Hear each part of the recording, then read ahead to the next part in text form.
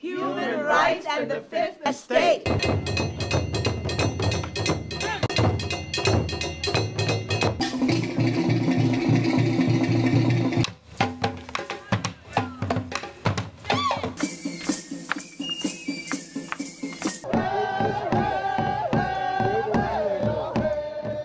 Comunidad. Daraja. Smile. Harambe. Makar. Righteousness. Habla. Human rights and the fifth estate.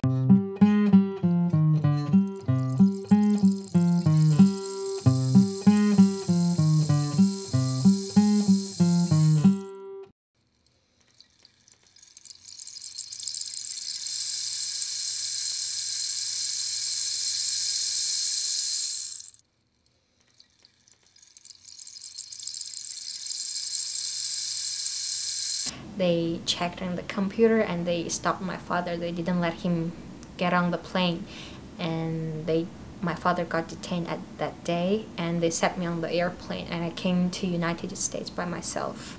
I supposed to come with my father, but now just everything changed a lot. I was so sad because it's my first time to saw somebody else, strangers pulling my father, and that I always very respect him, and we almost never argued at home even, so it's my first time to see someone so treat my father unrespectful. I was shocked and I was so sad, I was angry, and I was very worried because I don't know what will happen to him. And for 14 hours flight, I was very nervous. For 14 hours, I even couldn't sleep on the airplane for 14 hours. I woke up because of so many phone calls where my phone was ringing all the time, like for about 40 minutes, and from different people. I got 13 phone calls from different people, from some journalists, from my family, and from my father's friend. And I was shocked, what is going on? Suddenly happened. And when I picked one of the phone, I didn't know who was it, and said, the first question is, could you please talk about what's your feeling now about how the government treat to your the trial to your father? I was shocked because I just woke up and my brain wasn't very clear. I asked what trial, and then I checked the internet and I knew that the government finally charged my father. I tried to talk to my father's lawyer, and he said this is shocking to him too, because the government didn't accept my father's lawyer's requirement to exchange the documents, and all of those requirements was legal, and they just without letting my father's lawyer know, they just published this news that they charged my father as a separatist.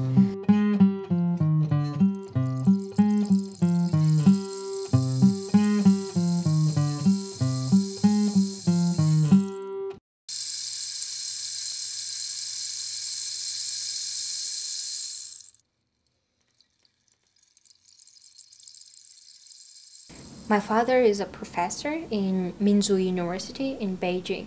My father is an expert in economics. He created a website, we call it Uyghur Online, and another name is Uyghur Biz.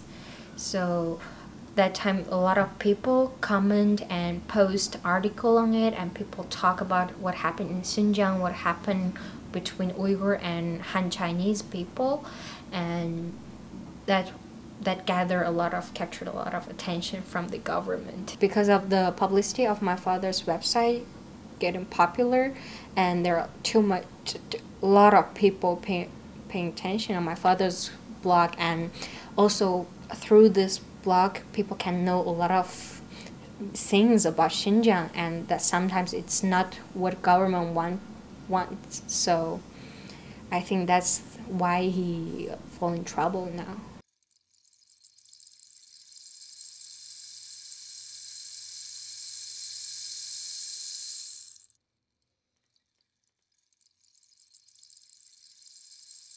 He wanted to help Uyghur people, and he wanted to more people know what is happening in Uyghur society, and he wants more people know what is Uyghur people's like situation.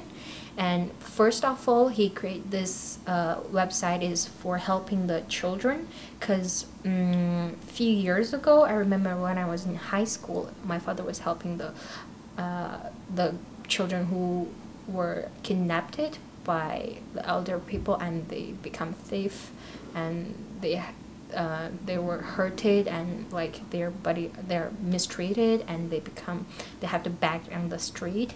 My father wanted to help them to find their family, and he used this website to like put advertisement to get like to spread news and let more people know about this, and then can help some children. He did help a lot of children find their families.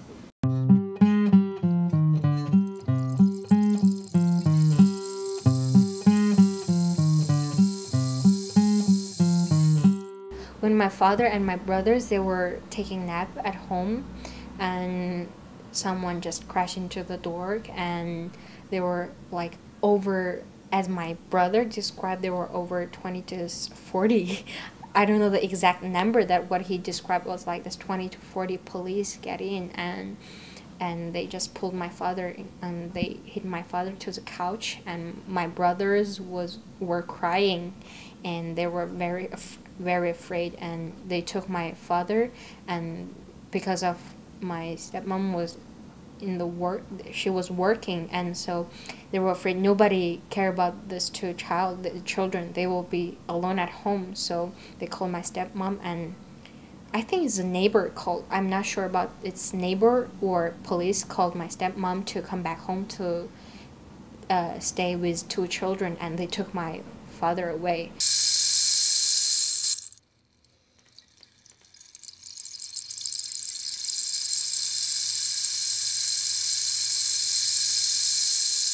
We have different cultural, and we have different languages, so, and we have different face. Our face looks absolutely different as Han Chinese people, so sometimes it happens like on the street or in jobs, it happens sometimes that we treat it differently.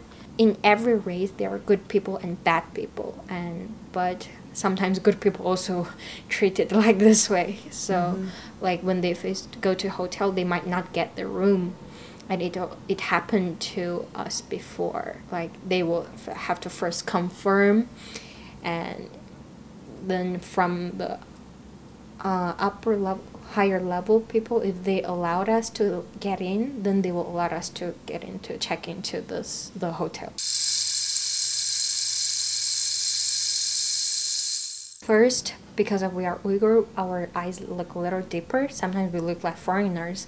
And when me and my father, we went to a shopping mall, when they think that we are from foreign country, they treat us very nice and they talk to us very patient. But since they know that we are Uyghur, they suddenly just lost every patience, and they just, okay, do whatever you want, buy whatever you want, just come to pay.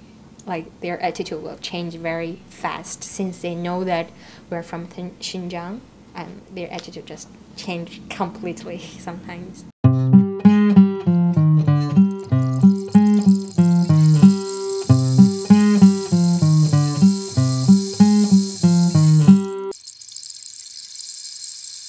First of all, they will speak English to us, and then since we spoke Chinese, they said, "How do you know Chinese?" And we respond, because we are Chinese, so of course we speak Chinese. And then they would say, "Oh, you're from Xinjiang," and you can tell they start being impatient. Like from their face, you can feel that, and they were in front of you, and then that time they will just go away or walk around and not being with you, helping with you for shopping anymore, like that.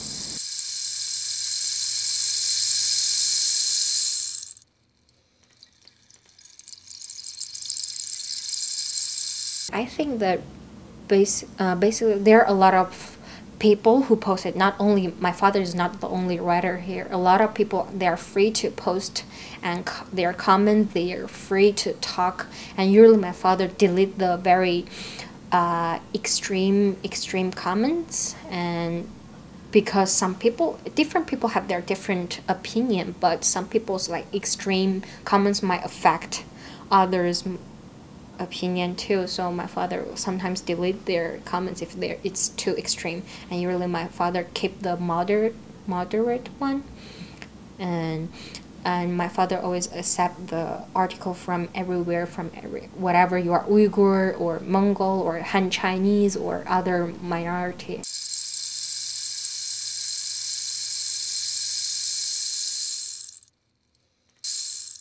When the second year of my high school, when I get home, because I was only able to go back home on the weekend.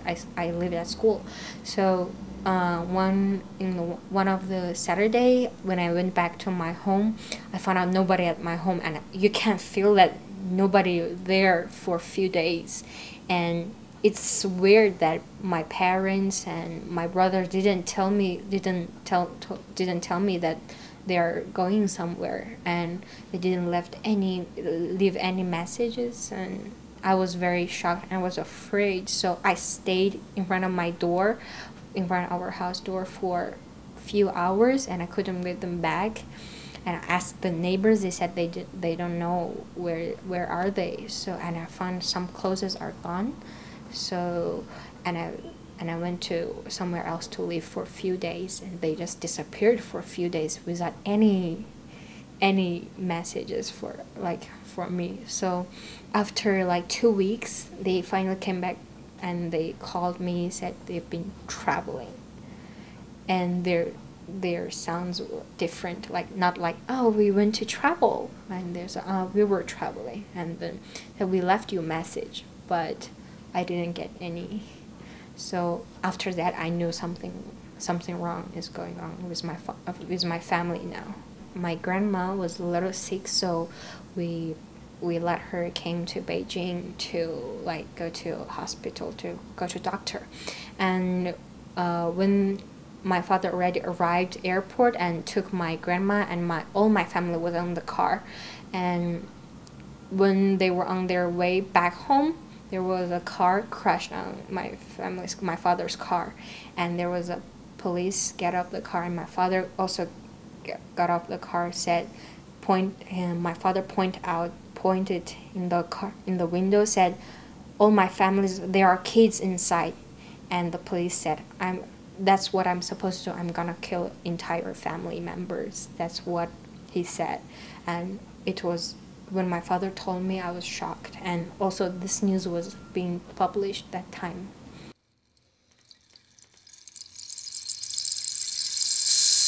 A lot of students love him, and the students likes to listen to his class. A lot of students from other school, like they took 2 hours buses to come to my father's class, because my father's class is like open to everyone can listen his classes, so a lot of students can go to his class, like sometimes even get 100 students in a classroom, that everyone just sitting there to listen to what how my father's way to teach. He very he cares about all his students, so he always invites students to come to dinner in my house, and we always cook together for all the students. So people always said that our home is like a hotel or a restaurant for the students.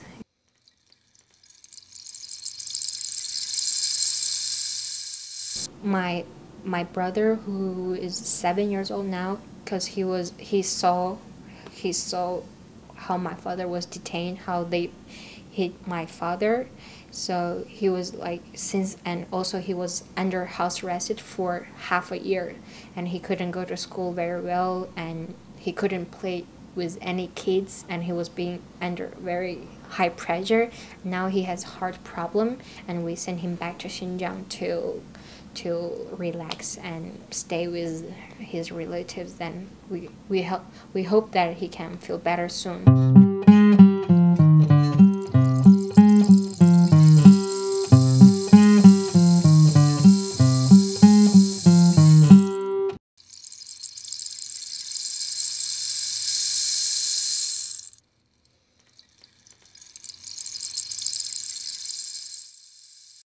by creating this website, my father's website, he was trying to let more people know about the culture, and he wanted to also advocate that people should treat whoever you are, that you should be treated same equally, whatever you are, Han Chinese or Uyghur or other minority ethnicity people.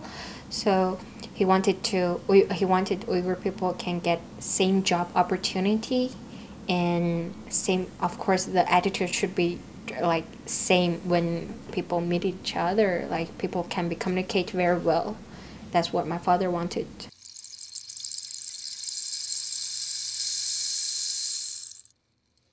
Last month, finally, the government allowed my father's lawyer to visit him for one time, and they could meet. That's how we knew that they denied my father to eat for 10 days. My father's lawyer told us that he looked very weak, and he lost too much weight, so he's very skinny now. But also he told us that his eyes is still very shining. He was honored to freedom to write from pen, and I really appreciate what they did for my father, and it really helped a lot. It captured more people's attention, and I think it's really good for my father's case. And in my father's case, we need more people's attention, then people won't forget, and the government know that outside of the China people are paying attention, and they would treat my father's case carefully and fairly. 4 months ago, I went to the State Department. I testified for my father, and it captured a lot of attention from my father. And after that, in the same day of the gala, my op-ed in New York Times had been published. I was really worried. Are all the things that I've done is really helpful for my father, or it might have negative impact for my father, like effect for my father? I was really worried. It's like gambling. We have to try. 'Cause I can't just sit there and wait news. I have been waiting for 3 months from January to March, and the government didn't give me what I want. So I had to stand up to speak for my father, because I can't just stand there to wait, because he's my father. I want my father to get released soon, so I have to try whatever I can do.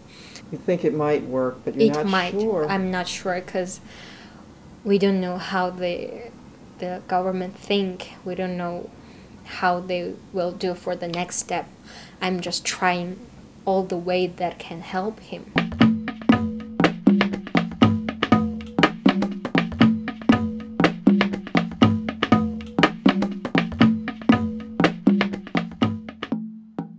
I've been barred from going to China. I flew into Beijing with a valid visa, passport, and I was put into detention at the airport and sent back on the first plane. Clearly I am on a blacklist. All that I have done is speak out for Ilham. I've been very vocal, perhaps very much so, but nevertheless, the only thing that I've used on Ilham's behalf are words.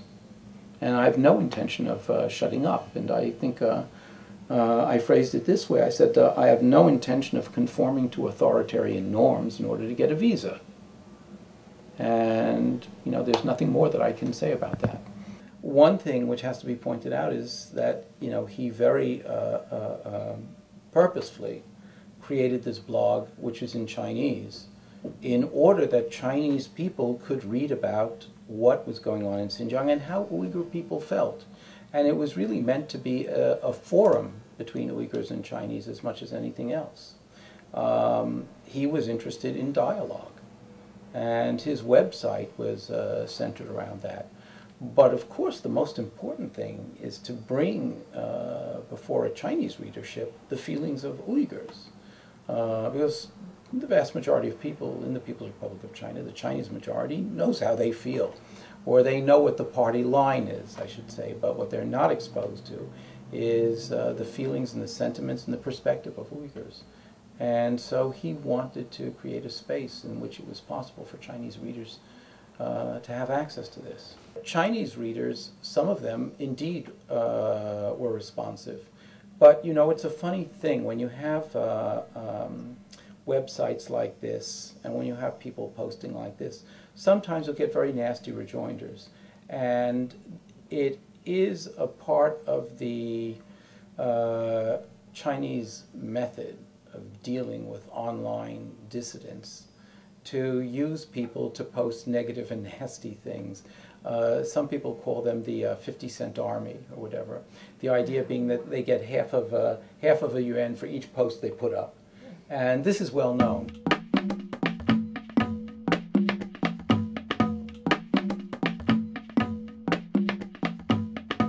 I think they should release him. What do you think they should do? Well, you know, it's never too late to do the right thing. I mean, no matter how bad the situation is, one has to advocate that they do the right thing.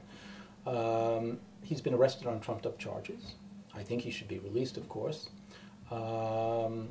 As I said, I don't think it's possible for him to get a fair trial, and I certainly don't think the Chinese government would allow objective and impartial observers to go over the evidence and to review the trial. It's been noted, not by me but by others, that Ilham Toti is one of the few Uyghur intellectuals who's not seriously contemplating separatism and independence by arresting the one person who actually is trying to maintain a dialogue with free-thinking Chinese intellectuals and others inside the People's Republic of China. They've basically added fuel to the fire of those who really don't see any future in Xinjiang's being a part of the People's Republic of China, any Uyghur future in this.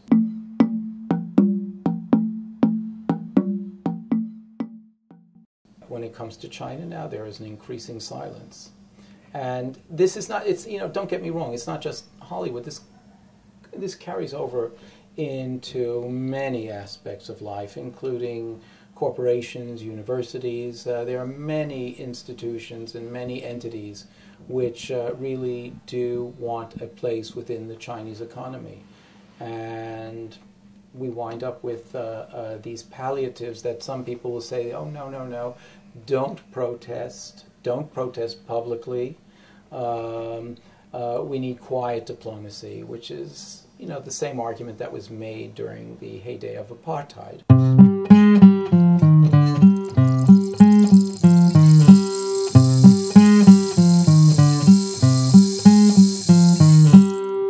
The Chinese government in general is quite intolerant of free speech, particularly free speech that is critical of their policies or of the party in any way. So Ilham Toti is unfortunately one of a number of Chinese writers and scholars who have been persecuted or imprisoned for their words, essentially, for their writing, for what they speak about.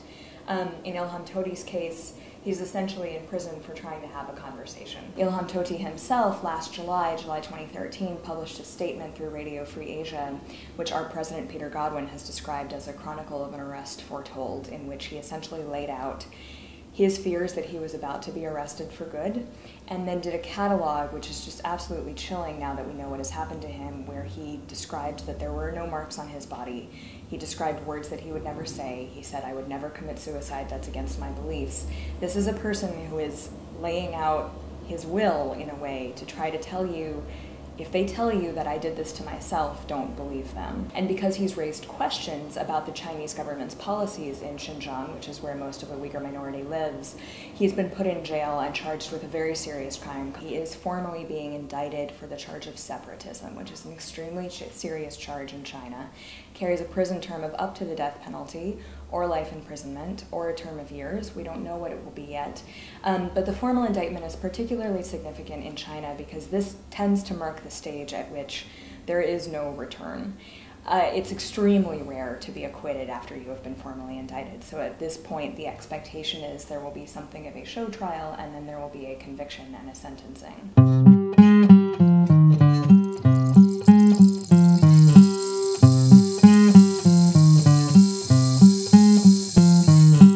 He's a really remarkable person with a really remarkable family. His young daughter, Jauhar, who is only 18 and 19 years old, is currently living essentially on her own in the United States at Indiana University, where she's studying English.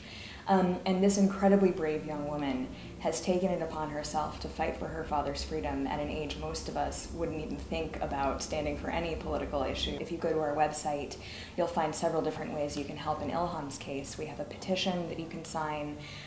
There's an open letter that we put out from a number of prominent writers to the Chinese government calling for his release. There's also ways that you can help by putting out word about his case through social media, through your own Twitter account or your Facebook account, telling people what you know about the case. There's a number of things you can do, really.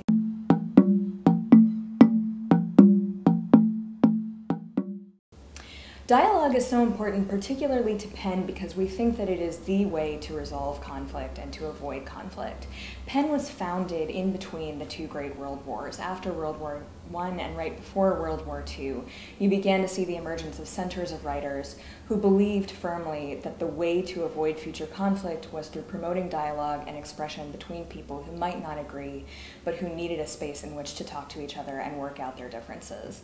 And that's really the core of everything that we do. We believe that freedom of expression is the right that allows you to fight for all of your other rights, and we believe that free expression and literature are indivisible. You need one to have the other, and literature is one of the great ways to promote freedom of expression. Another thing that I think people can do is consider hosting public events or writing in, if you've got a hometown newspaper and you want to write in an op-ed or a letter to the editor about his case or about other free expression issues that matter to you. I think people forget that that still matters. People still pay attention to that news. Americans should care about this because a threat to free expression anywhere in the world is a threat to it everywhere. Free speech is a valuable and very delicate right, and it comes under threat every day in parts of the world, including in the United States. And as a country that has traditionally been a champion of free expression around the world and a great defender of it, one of the things I admire personally about my country is that we really are absolute in this conviction that speech is always the way forward, that there is no speech that should be banned, that speech should always be encouraged, and that speech you don't agree with, the answer to that is more speech, is more dialogue. And as a country that has that particular history and inheritance of real respect and celebration of free speech, Americans should be involved in making sure that other people enjoy that right as well. Free speech is not a luxury, it's a right, and Americans have a role to play in sending that message abroad.